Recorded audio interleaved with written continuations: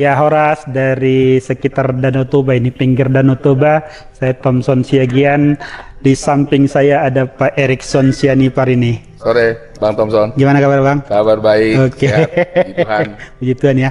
Oke, Pak Erikson ini kebetulan kita lagi ada ya semacam pertemuan lah. Kalau ketemu Pak Erikson nggak enak kalau nggak mengorek-ngorek sedikit ini ya tentang buah pikiran tentang ya apa yang sedang dilakukan di daerah Tapanuli Utara.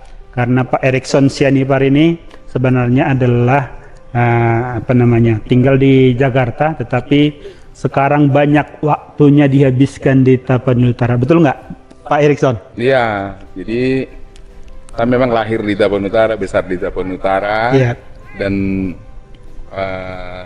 3 tahun terakhir ini tiap bulan selalu ada di Tapanuli Utara, lebih kurang 10 hari sampai dengan 14 hari.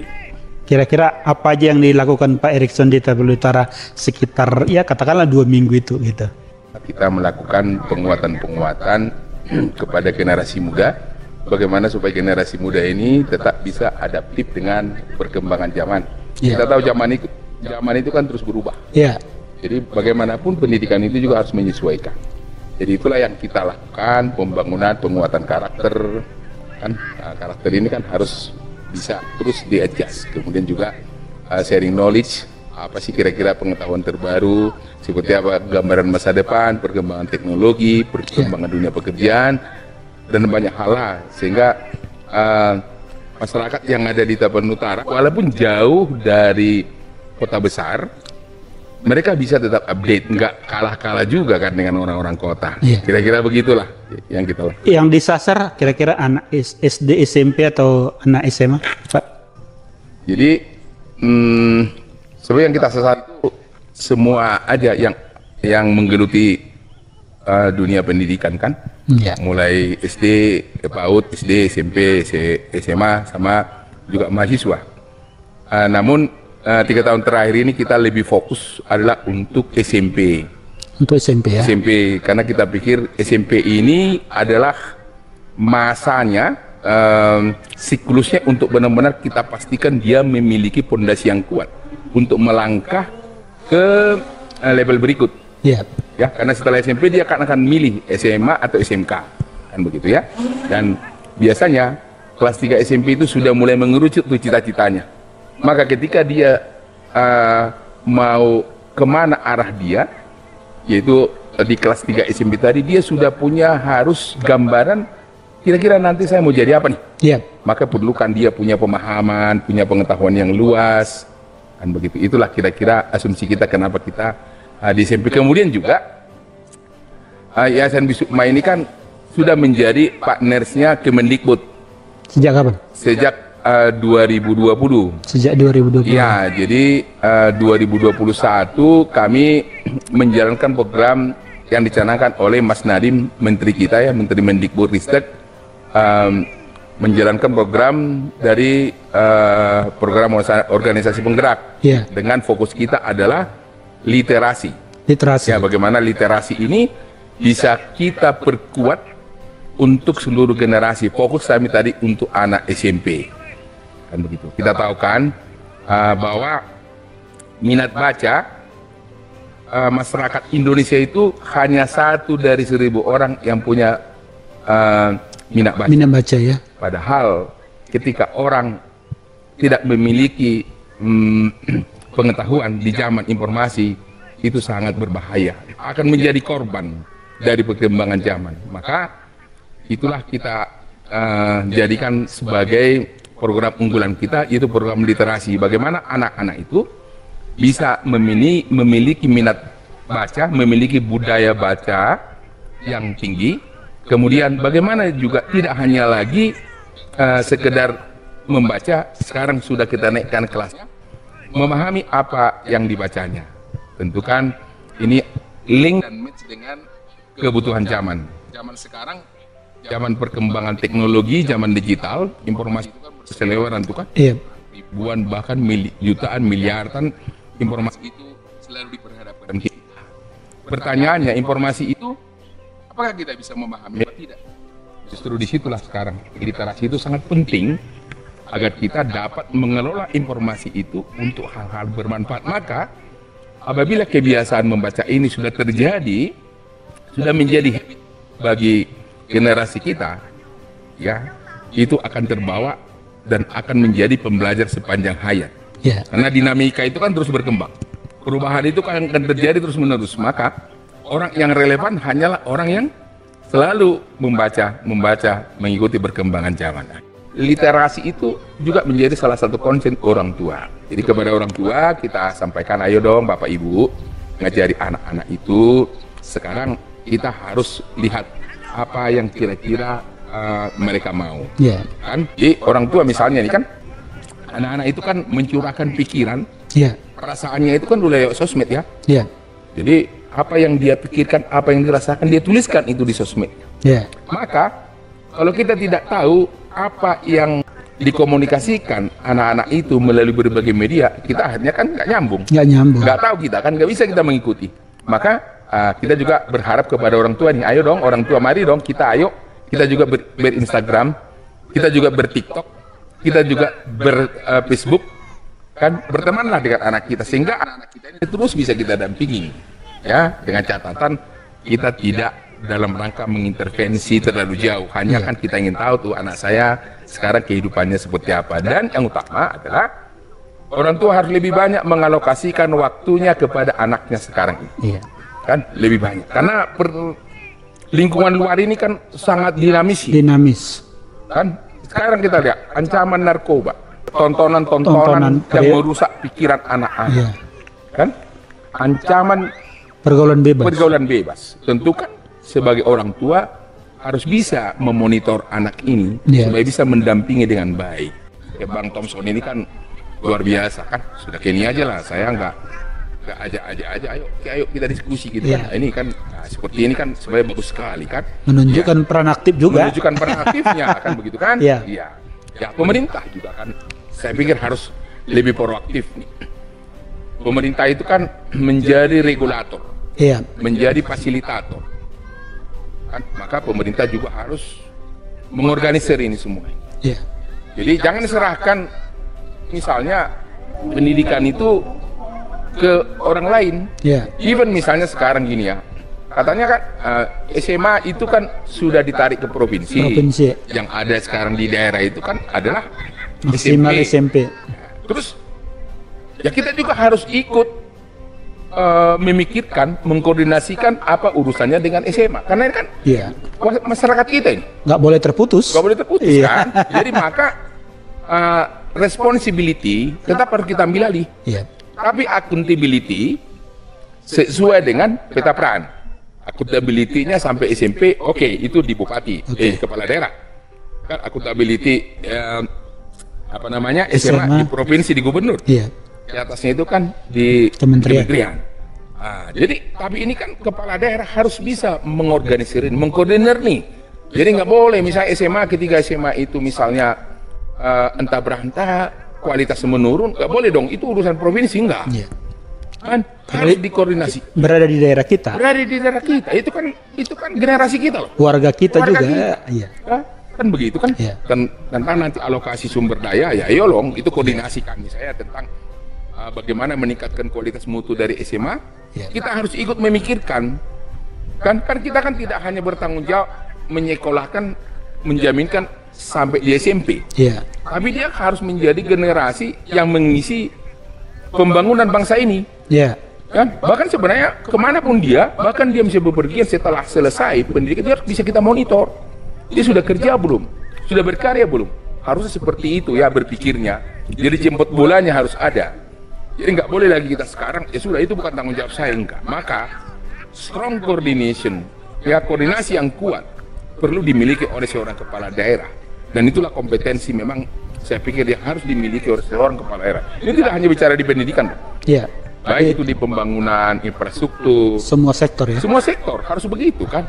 Nah, ini yang saya pikir kembalilah tadi kan, kolaborasi penting. Kolaborasi is a must. Nah, itulah Bang. Ini kebetulan apa namanya, ada titik tadi Pak Erikson bilang bahwa itulah pentingnya seorang kepala daerah, pemimpin di daerah ini. Ini kan saya sudah lihat dari berbagai media sosial dan juga kalau saya keliling ke Tapanuli Utara ini Pak Erikson ini didorong ini Pak Erikson jadi bupati untuk tahun 2024. Gimana kira-kira apa yang Pak Erikson berikan tanggapan kalau ada masyarakat? Kira-kira ini kan kira-kira jawaban ke mereka apa? Ya tentunya kan saya ini manusia biasa ya. Ya. Ya suka sih ya terlintas di pikiran saya. Ya gimana ya kalau saya mengikuti apa yang diharapkan oleh masyarakat ini. Tapi kembali tadi saya pikir udahlah saya fokus dulu lah untuk berkontribusi supaya mereka tahu sebenarnya lebih tahu lagi bahwa sesungguhnya untuk membangun masa depan itu adalah begini. Iya.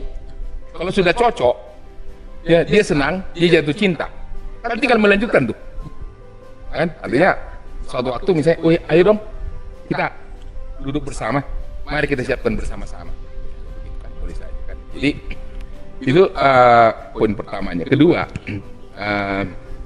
tentu kan untuk masuk ke area itu kan perlu persiapan banyak. Iya. Persiapan. Ya saya harus mengakui persiapan itu sudah saya lakukan. Ya, persiapan, ya persiapan bagaimana mengkapitalisasi diri, bagaimana membuat program itu lebih tajam, lebih dirasakan, bagaimana berkoordinasi dengan seluruh kelompok masyarakat, tidak hanya di level di domestik, karena saya pikir saat ini seorang leader itu harus memiliki juga networking global. Iya. Ya seperti tahun ini saya sudah 3 kali saya bepergian ke luar negeri khusus ya, khusus untuk membicarakan tentang pertanian. Ke Belanda saya bicara tentang teknologi, saya ke Vietnam bicara tentang budidaya, ke Singapura saya bicara tentang bagaimana hilirnya, bagaimana pasarnya. Tentu kan pengetahuan ini, pemahaman yang lebih luas itu akan membantu misalnya ketika misalnya suatu waktu ada kesempatan saya untuk dapat berkontribusi lebih jauh lagi kan. Iya. Tentu kan untuk berkontribusi itu kan tidak hanya satu posisi, posisi apapun kan, bisa jadi presiden kan, boleh dong? Boleh. Bisa jadi gubernur kan begitu, bisa jadi bupati kan begitu kan. Artinya apa? Semakin kita memiliki kemampuan, semakin kita memiliki pengetahuan, semakin luas networking kita, semakin banyak teman. Ketika ada program, semakin mudah kita melakukan dan semakin cepat itu bisa kita kerjakan. Dan itulah arti eksekutif ya. Nah, itulah eksekutif.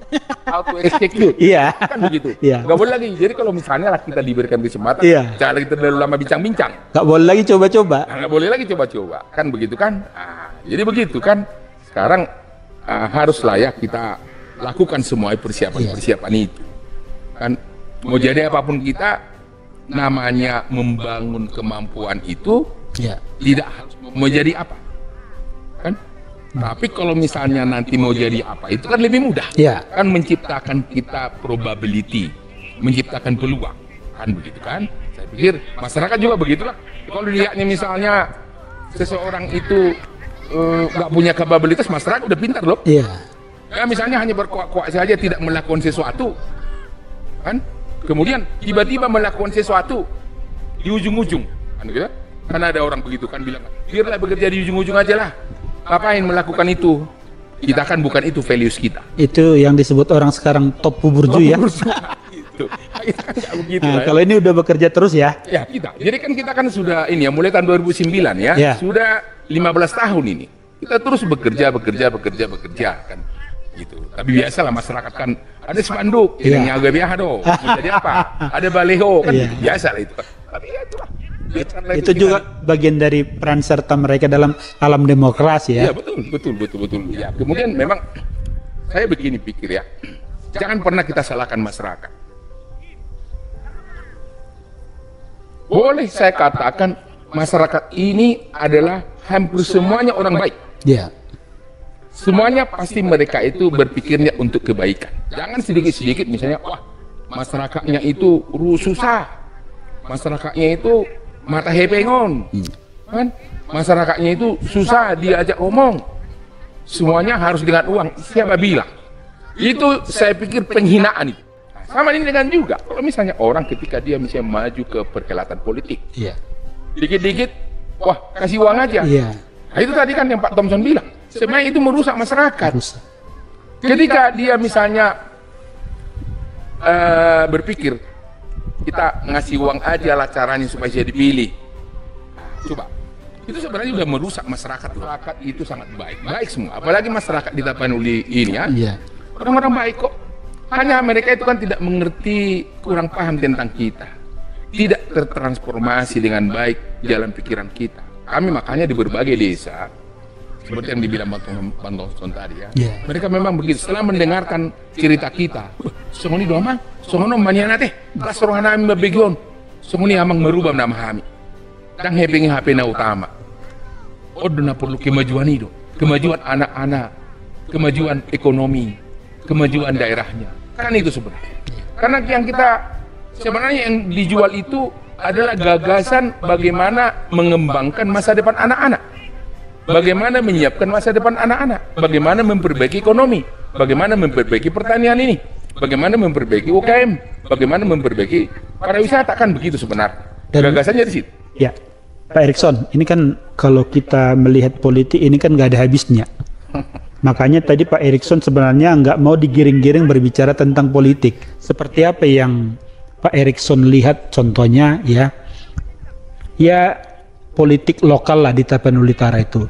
Apakah masih ada katakanlah ya gap komunikasi antara katakanlah kader-kader partai dengan masyarakat sehingga ya banyak ide-ide atau aspirasi dari masyarakat itu nggak nyambung ke wakil-wakil mereka atau partai politik. Kira-kira apa yang udah Pak Erikson lihat lah di masyarakat itu?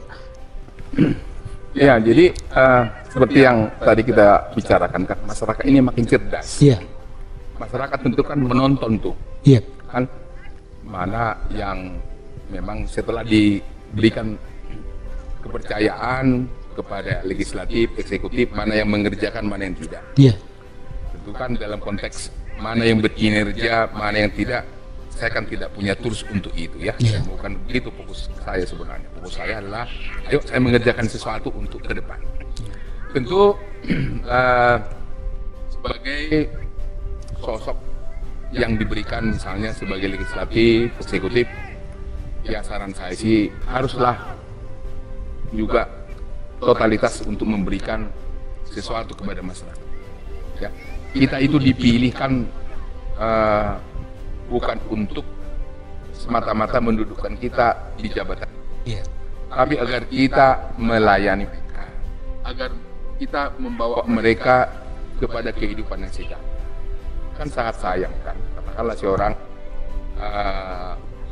anggota legislatif kepala daerah kalau dalam 5 tahun saya periodenya, kalau ditanya Gak melakukan apa-apa. gak melakukan apa-apa. Kan harusnya begitu ditanya misalnya kan, mungkin dengan mudah nanti kan ini kan ada yang periode 2 kali, periode 3 kali. Iya. Masyarakat itu boleh bertanya begini, Bapak Dewan ataupun Bapak Kepala Daerah selama Bapak menjabat, coba dulu Bapak sampaikan apa saja yang sudah Bapak berikan untuk masyarakat Bapak. Harusnya list itu udah ada di mereka ya. Harusnya itu tidak punya, ya benar list, dan itu tidak perlu ditulis-tulis lagi, sudah dia lancar sampai dia cerita sampai ke ujung. Kalau ada dikerjakan. Kalau dikerja.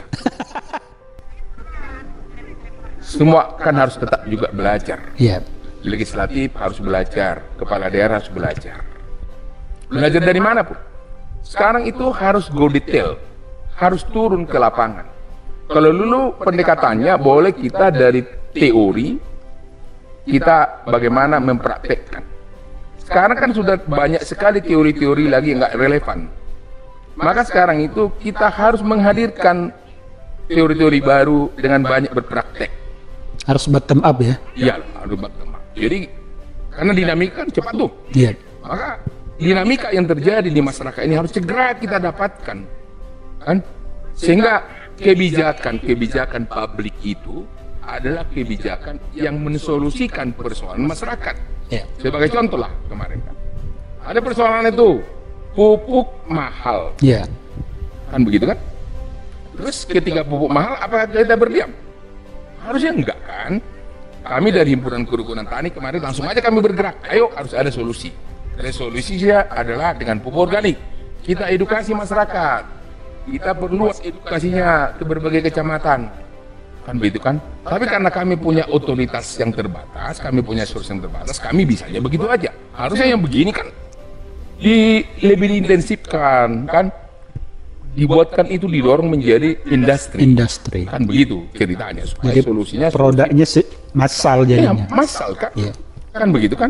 Nah, itu jadi itu yang saya katakan tadi. Maka ayolah, ketika sudah diberikan kepercayaan oleh masyarakat, jangan lupa itu dititipkan. Jadi jangan sampai ada orang beginilah, ini rezeki yang diberikan kepada saya, bukan rezeki itu. Itu adalah tanggung jawab, layanan. Kan gitu. Kalau melihat saya jadi eksekutif, jadi legislatif itu rezeki, itu salah berpikirnya. Kan? Ini justru tanggung jawab. Kan begitu kan? Tanggung jawab sebenarnya. Jadi kalau orang diberikan jadi kepala daerah, harus dia lebih banyak memikirkan masyarakatnya, bukan lebih banyak memikirkan dirinya atau kelompoknya. Kan begitu dia misalnya sudah jadi terpilih jadi kepala daerah, itu untuk semua warga. Dia dituntut oleh semua warga, dia milik semua warga, bukan lagi milik partai, bukan lagi milik hanya pemilihnya, bukan milik pemilihnya. Kan begitu kan? Ini kan jadi banyak potensi yang membuatkan kan terpecah-pecah. Saya pikir untuk kali ini itulah dulu perbincangan kita Pak Erikson, karena ini udah lumayan panjang. Mudah-mudahan dengan perbincangan kita ini masyarakat teredukasi, masyarakat juga diberi informasi, sehingga masyarakat nanti terutama Tapanuli Utara bisa melihat, oh ada Pak Erikson nih, Erikson Sianipar yang sudah berbuat dan juga sudah banyak melakukan hal-hal positif di Tapanuli Utara. Ke depan kalau masyarakat Tapanuli Utara ingin lebih maju lagi, berikan lagi tugas yang lebih berat ke Pak Erikson. Saran saya, jadikan Pak Erikson menjadi Bupati Tapanuli Utara. Saya pikir itu Pak Erikson akhir daripada perbincangan kita ini. Di lain waktu Pak Erikson kita berbincang tentang banyak hal, termasuk yang nanti yang dilakukan lagi di masa-masa yang akan datang di Tapanuli Utara dan di sekitar Danau Toba. Terima kasih Bang Thomson ya, luar biasa diskusi kita sore hari ini. Tentu saya juga mengucapkan terima kasih kepada masyarakat Tapanuli Utara yang selama ini sudah membangun hubungan baik dengan kita. Saya percaya Bapak Ibu Amanginang adalah orang-orang baik. Situasi ini harus kita rubah. Kita punya masa depan yang gemilang. Untuk menggapai masa depan yang gemilang, perlu kita kerjasama.